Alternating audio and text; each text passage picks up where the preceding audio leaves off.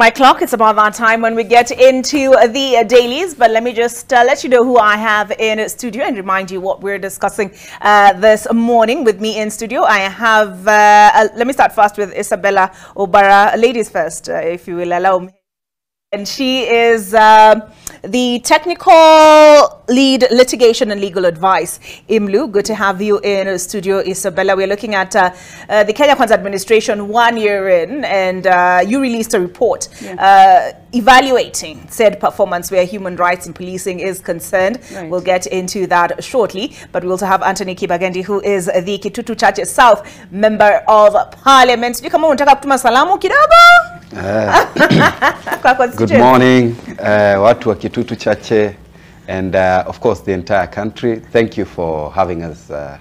We are happy to be here this morning. I'm happy to have you in studio. We expect shortly IPOA Commissioner, and that is the Independent Policing Oversight Authority Commissioner John Waiganjo. I hope hata niangusha, lakini bado tunampigia simu tumuulize amefika wapi. I hope he's not too far. We begin with the Daily Nation. Now petrol hits 210 shillings per litre. High pump prices outside the government's control, says EPRA boss. Paying at the pump, the price of a litre of petrol, diesel or paraffin has crossed the 200 shilling mark for the first time after the energy regulator last night announced new retail prices for the next month. For Kenyans, this means food, electricity, transport and other related costs can only go up. Petrol has gone up by 17 shillings to 211, diesel by 21 shillings to 200 shillings, kerosene has gone up by 33 shillings to 202 shillings per litre. And this should be the Nairobi figures. The explanation they provide is that this is being witnessed across the globe. In fact, I posted a breaking news poster yesterday, and I'll pull it up. And the party spokesman, DP Newton Hamasi, sent me headline after headline after headline of this is happening across. Reach to control the prices of fuel in this country, because it is the government that determines the taxes that we actually pay. It is the taxes that are over and above what Kenyans can actually afford. Yes. All right. Would you like to weigh in on that, Isabella? Yes, obviously. This is a good place to start from, Olive, especially because now we are getting into the discussion softly, because socio-economic issues are the ones that then bring forth torture.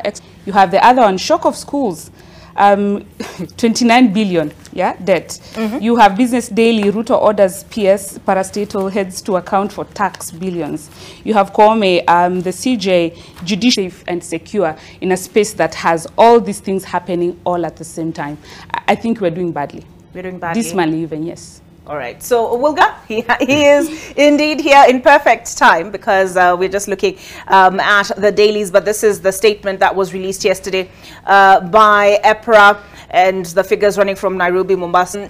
They say, taking into account the weighted average cost of imported refined petroleum products, the changes in the maximum allowed petroleum pump prices in Nairobi are, and we've already looked at those figures.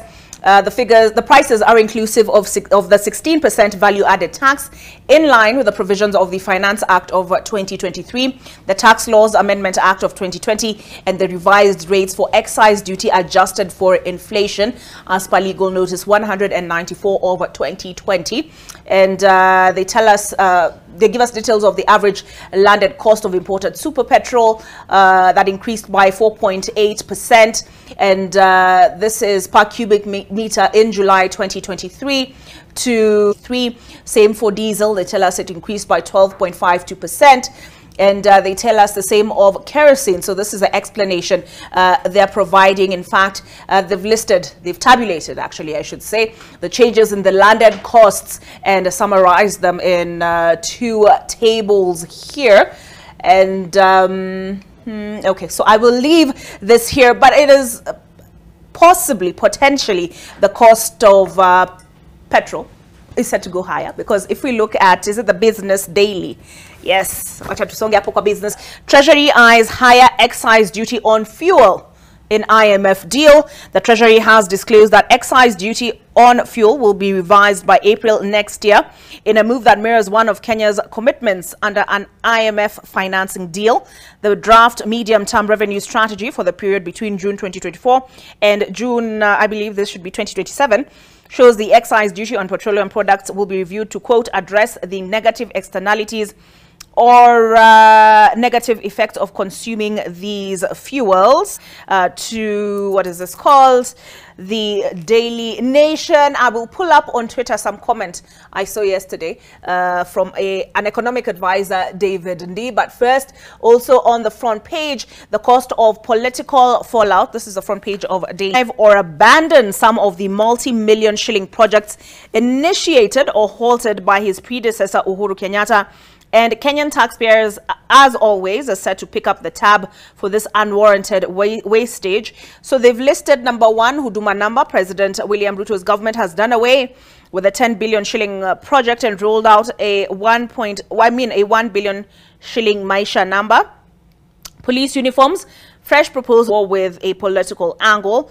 3 Arore and Kimwarer dams. President Ruto has announced the revival of the construction of the dams after initial 22 billion shillings was said to be overpricing. Case is still in court.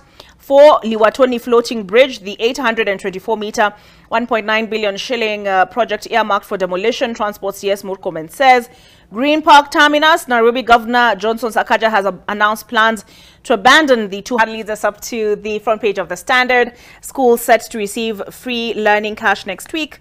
3 weeks after schools opened for the third term, the Ministry of Education is yet to disburse money meant for tuition and other expenses to public schools. I see an image here of the Deputy President Rigathi Gachagua in Colombia. Deputy President Rigathi Gachagua checks out coffee seedlings. Oh, there we go. Checks out coffee seedlings during a farm visit. Okay, let's take a look now at the Standard, and then I'll come back to Taifa Leo, only because it is connected to that story on the front page of the Daily Nation. Here we go. As Isabella had highlighted for us a little bit, in preparation for this year's national exams could be jeopardized after it was revealed that the government owes secondary schools 29 billion shillings and primary schools nearly a half of apt, isn't it? On the front page here of the Standard, by the numbers, 14 billion shillings owed to secondary schools by last term, 15 billion shillings money owing for figures on the front page here of the Standard, 1.4 million KCP candidates to sit exam, which starts on October 30th. 903,260 candidates to sit Form 4 exams, which begin November the 3rd, and KPSEA to sit. That is 1.2 million pupils to sit Kenya Primary School Education Assessment, which starts on October the 30th. Let me see what else is on the front page here. Ruto at 1, now groups roast president over police killings. We'll get to People Daily just before the conversation, because their headline is what word is, to whom do children belong? Think again. The High Court declares as unjust, discriminatory a customary notion that children belong to their fathers, ruling that claim was offensive to justice as it discriminated against mothers. For more on that, page 3 of the Standard. Let us take a look at Taifa Leo. Image here of Moses Kuria, waziri bila kazi is how they put it. Mshauri wa rais kuhusu masuala ya uchumi aongoza ujumbe wa kibiashara Amerika badala ya Moses Kuria. And Catherine Tai quoted here, because she did not meet Moses Kuria when she was in the country. Sikukutana na waziri Kuria kuhusu sababu yangu ya kutokutanya azuiwe kukanyaga Amerika anakowakilishwa na mshauri wa kibiashara kwenye ziara ya Rais William Ruto nchini humo mnamo Julai. Mwakilishi on this one, or Commissioner Waiganjo, but I will ask you, Mahesh, your thoughts on this. You know, Moses Kuria is a personal friend. And sometimes how we carry ourselves out in public in matters to do with matters of public interest and matters to do with I believe his utterances in the past and his demeanor on certain issues that the US hold very dear to themselves have actually led us getting where we are right now. But it doesn't mean that Honorable Moses Kuria doesn't have a job. I see him travel all over the world. Probably it is just the US that he hasn't been able to travel to. But this is a major indicator that we have a below par because, you know, if a country of the status of United States determines that you are not fit to hold office, it means indeed that we have a problem as a country in terms of meritocracy, people who should actually hold office. While at it, I'm not saying he isn't fit to point to certain offices. All right, so I will leave that there because he has no right of reply. I will check his Twitter, see if he has posted it and what his response. I'm sorry. So, okay, so I will pull up the tweet as well, David Ndi's tweet on Mafta Kupanda shortly. But let's quickly take a look at, because I'm looking at the clock and I'm like, we need to get started with the conversation shortly. But for some good news, actually, I forgot to mention on the front page of the Daily Nation. Relief as doctors remove needle left in woman's waist, the headline.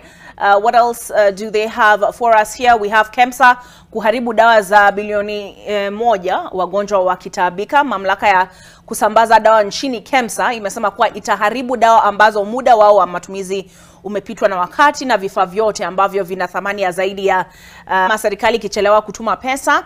Sapit aonya wanaozuia majadiliano. Askofu aonya wanasiasa dhidi ya kulemaza mazungumzo ya maridhiano. Bomas and vifo Libya. Bad news here, tragic. Vitafika 20,000, and here they're quoting a mayor. Idadi ya waliofariki kwenye mafuriko Libya huenda ikafika 20,000 kulingana na mayor wa jiji. Oh, something that Isabella highlighted for us as well to do with judicial independence. And it is opening up, but Kome, judicial independence is under attack. More details on pages 4 and 5 of the Star. If you will permit me, I will scroll down at her office in Nairobi on Wednesday. And this came out during the judges' colloquium, the annual colloquium that was held. It was at the coast, isn't it, Mombasa? And this one filed by Jilo Kadida, but in the first few paragraphs, she tells us Supreme Court Chief Justice Martha Koome has urged judges to commit more than ever in defending the sacred principle of judicial independence. In an exclusive interview with The Star, she said judges cannot take directives from any person or entity as she denounced continued attacks on independence of the judiciary. She's quoted here as saying, "The Constitution gives us avenues for interaction and collaboration. It also gives us from overstepping the boundaries set by the Constitution." She cited two main challenges facing her office. One relates to instances in which other independent institutions encroach on the mandate reserved for the judiciary or judicial service optimally due to what she called bottlenecks created by the controller of budget. The Salaries and Remuneration Commission too got its share of blame for what the CJ called encroaching on the mandate of the Judicial Service Commission regarding review of and recommendations on conditions of service of judiciary staff. The CJ, however, said she's engaging with different institutions with a view of resolving these misunderstandings. I wanted to look at the second instance, the Star. Isabella, anything you have to say on this? No comment. No comment. All right, let's wrap it up now with to do with what we're discussing this morning. Here we go. Report over 128 killed by police. IMLU boss Peter Kiama quoted as saying, "The data implies that the president's efforts to address police abuse and protect urban youth have fallen short, as evidenced by increase in number of victims, while young male adults aged 18 to 35 years, officers also accused of perpetrating torture, inhuman, degrading treatment or punishment, as well as enforced disappearances." Now, they have they've enumerated both the positives and what they believe needs to be. I also see here 67.8 billion shilling debt by millers written off. So I will leave the newspaper review there. We take a break. I'll come back with that tweet that I talked about, David D.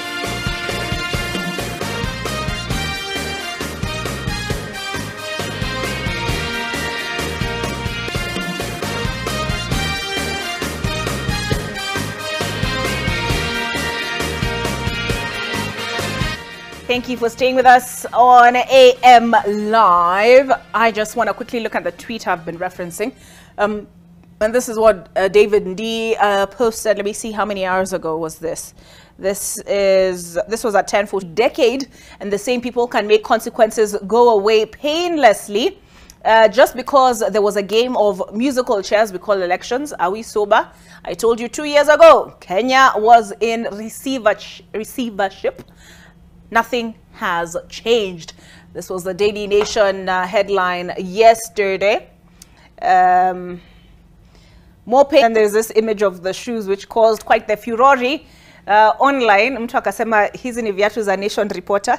But it says under here, brace yourself for tougher times as President William Ruto's administration plans yet another round of additional taxes targeting farmers, landlords, car owners, small traders, and even schools with swimming pools. The new proposals also seek changes to VAT, which may go up, and a review of excise duty on fuel, high cost of living. Hish, your response to the statement by the president, one of the president's economic advisors. One thing I want into power, the people that are surrounding him are people that are doing what I can call picky ponky. They are not sure with what to do to actually turn things around. And what we are experiencing in this country, you remember recently what we are going to talk about in terms of the maandamano because of the cost of living. Initially, they were being called by the opposition leader. Soon, because of all this, the appetite they have to pull money through extreme taxation of Kenyans, to pull money into one center so that they can steal. Is it to steal? Yes. Or we are in a serious debt we are not situation? In a serious, let me ask you, like right now, the resources we have been putting together through KRA, right now we are wasting them with the delegation that has accompanied the president to the US. The numbers, if they give you the list of people who have traveled with the president, you will be shocked. The number of people that have traveled with the deputy president to Colombia, you will be astonished. Why are we doing this to Kenyans? We are in trouble. When you're in trouble in your house, you scale down.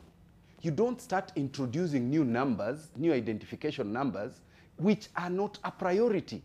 You just told us they are doing away with the former Huduma number, which was a waste, and introducing a new number called Maisha, which is still a waste. We have ID numbers. We don't need anything else right now. We need to deal with priorities. They are talking about increasing even the cost, even the amounts they are deducting for NHIF. Why don't we initially demonstrate frugal and responsible utilization of what we are already collecting? NHIF is a conduit. People are stealing from the monies Kenyans contribute to NHIF. Why do you want to introduce any further deductions to people's pay slips when you are unable to actually take care of the very little that you've been given? IMF and World Bank are coming up every other month with new regulations. They are bullying our country. They are bullying us. And our president, instead of protecting us, instead of protecting citizens of this country, he's open. He's become a collaborator. He's become a collaborator with colonialists who are taking advantage of us. If you remember very well, Magufuli one time told IMF and World Bank to keep off and allow him to initially stabilize his country for him to be able to put up the measures they were trying to push him to actually do. So there comes a time when the president of the nation and his advisors need to stand up and say, hey, IMF, hey, World Bank, slow down. But you will acknowledge he is the one who has been championing for change in the global economic architecture. Yes, he has. You've talked about colonialism, and he has said the current the current setup of the Bretton Woods institutions is not favorable to Africa. Absolutely. It is predatory. But this is what the president does. When he's in the international arena, an excellent gentleman. When he comes to this country, he doesn't care. So long as people are taxed, he lives a lavish life. Everybody has an opportunity to steal from his cabinet.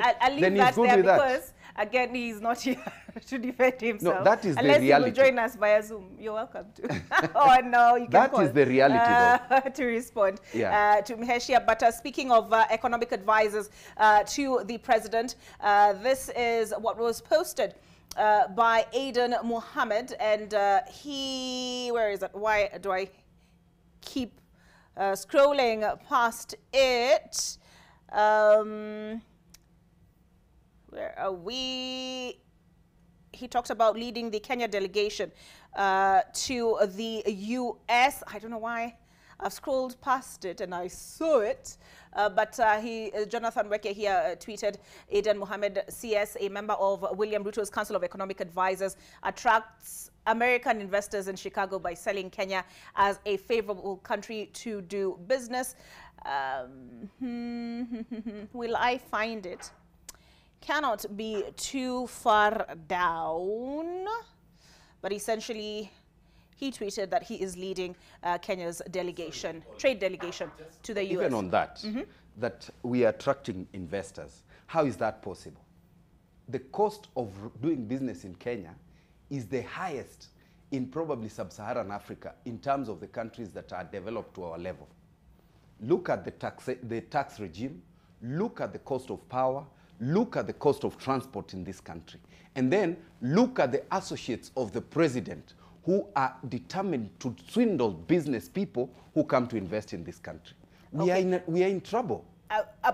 Some of those allegations you have we not have seen them in so many of your news. So I will ask us to steer clear. But quickly, anybody else, anything in the papers before I close the session, transition us into the topic of conversation. Commissioner Umenyamaza sana kidogo, which headline here has caught your eye? Probably the one for the Star on the judicial independence. And I want to say that the Supreme Court president is within her rights to try and protect the independence of the judiciary. But at the same time, I think we have also seen quite a bit of drama within the judiciary, particularly on the recruitment of staff from the Judicial Service Commission. And we know an institution, a non-profit making institution, has gone to court to challenge certain appointments in the judiciary. We have also, as lawyers, been having discussions about corruption within the judiciary, and it's true. And we're trying to see whether, if indeed the judiciary wants to protect its independence, it's not just from the executive. It should protect that independence even from litigants and advocates, because the independence is not necessarily dissipated by comments or remarks from the politicians or other sectors. It can also come from the people who are within the judiciary, those who are litigating, the lawyers, the cracks, all of them. So corruption within the judiciary is creeping back, and that is a fact. The Law Society of Kenya has expressed itself in that regard. The Commission of Jurists, the Independent Commission of Jurists, has also expressed themselves.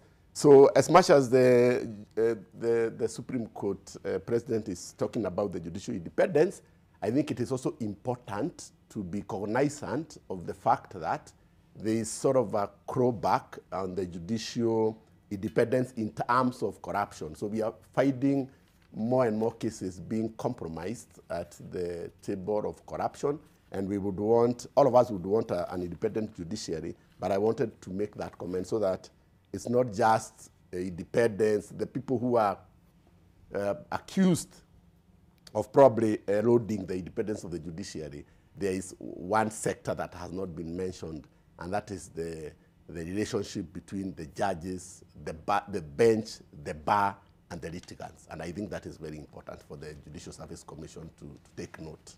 All right. She was asked by Jilu Kadida in this interview in the Star on page 5 about corruption. And the question posed to her was, the judiciary has often been accused of being corrupt. Do you agree?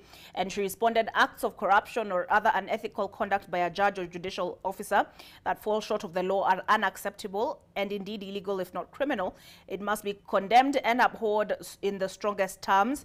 However, if any person or body has a complaint against a judge or judicial officer, the complaint mechanism is well set out in Article 172(1)(c) of the Constitution. That is the only procedure that is applicable and available for taking action against any judge or judicial officer. The JSC, Judicial Service Commission, has also formulated a judicial code of conduct and ethics and is ready to deal with any complaints regarding the conduct of any judge or judicial officer. Litigants or any party with information or evidence of corruption are encouraged to present it according to the law, and I can assure them that the JSC will swiftly and firmly deal with any complaints presented to the Commission. Follow-up question was, what are your plans to ensure corruption cases are dealt with in a manner that sends a strong signal to the corrupt, which I believe is a follow-up question many of us would ask. And she says the sentence imposed by judicial officers is a function of the law in place. This means it is Parliament. Okay, so no, this is just to do with corruption in general. But that was her response to said question on corruption in the judiciary.